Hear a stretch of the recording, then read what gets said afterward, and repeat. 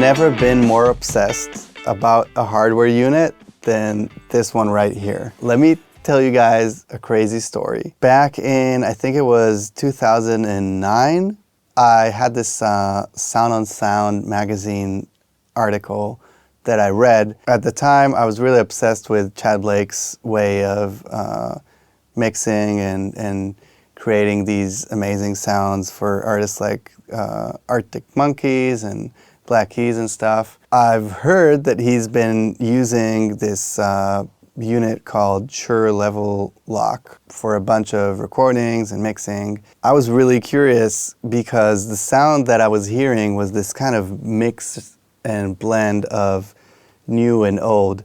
So it had this kind of old rusty element to it, but it also felt really new age and like with a bunch of subs, and I was trying to achieve that with my mixing as well. And then I heard that a bunch of people were using this thing called Levelor, this kind of new approach to that old rusty Shure sound.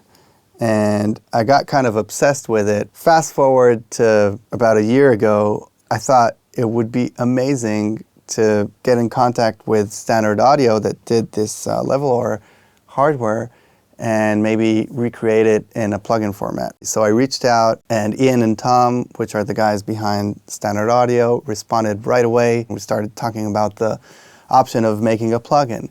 And this was about a year ago. I thought it would be maybe a process of a month or two. What I said from the early beginning was that whatever time it takes, we're going to make it perfect, because I love the hardware unit so much that I just wanted the plugins to be as faithful as they can be to the hardware. It did not take a month or two.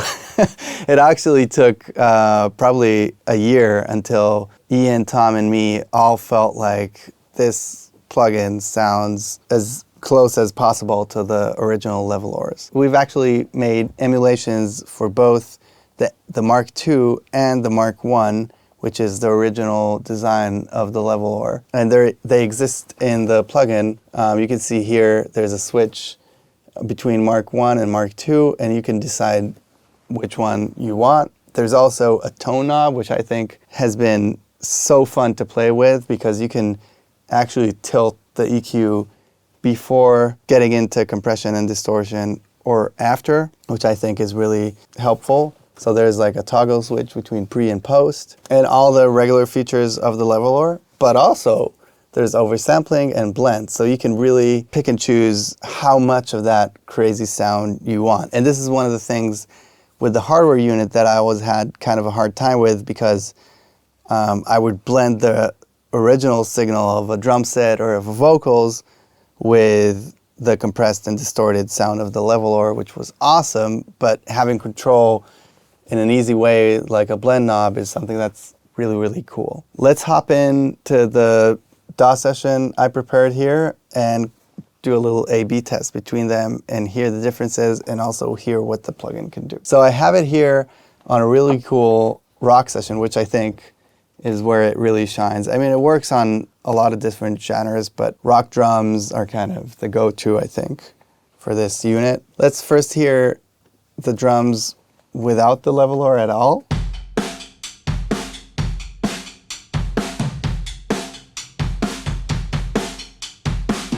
Let's put on the plugin first, and then I'll move between the plugin and the actual original hardware.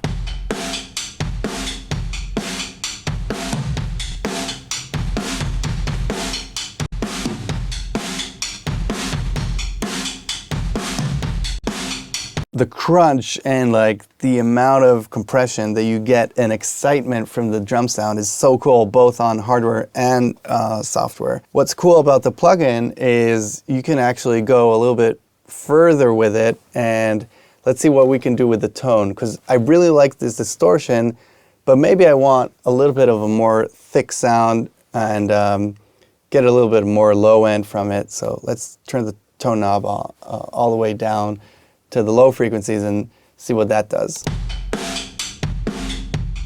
Woo! Now let's move from pre to post and hear what it does to the compression.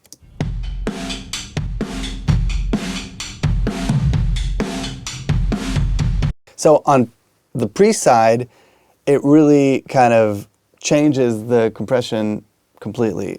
When you move to post, it actually keeps everything intact, and you just add that extra layer of low end that you want, which is really useful. And let's keep going with the song, and I'll move to a few other instruments where the leveler could be really cool. So maybe we could use it on these guitars as well.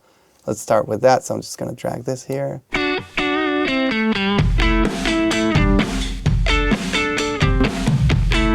On the leveler in the original design as well, there's level and crunch. Level is compression, crunch is distortion. So I think with the guitar, maybe we'll move to the crunch mode, and maybe we'll go to fast release. In terms of release settings, when you're on level, fast, medium, and slow refers to the release of the unit, of the compression. When you go to crunch, it's actually a high-pass filter, where you can cut the low end a little bit more, depending on where the position is. So let's hear it on crunch mode.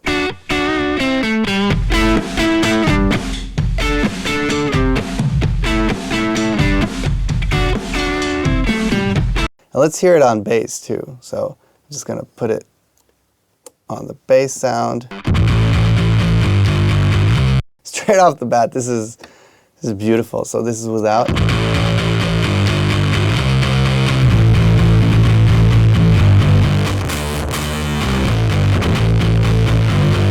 Let's move to Mark 1.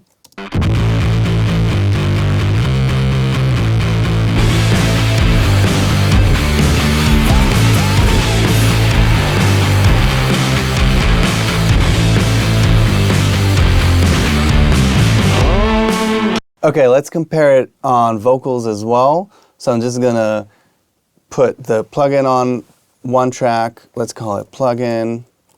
And this one is gonna be the hardware. And we'll do an A/B, see how it sounds. So this is the plugin. You know I can be a getaway driver. You know I can be your love. Hardware. You know I can be a getaway driver. You know I can be your love. So really, really similar. Let's go to crunch mode. Let's hear the plugin. You know I can be a getaway driver. You know I can be your love. Hardware. You know I can be a getaway driver. You know I can be your love. It's available now as part of the Everything Bundle by Safari Pedals. It's also available separately on safaripedals.com. Go crazy, be a studio animal. I'll see you guys next time. Your outros are iconic, dude.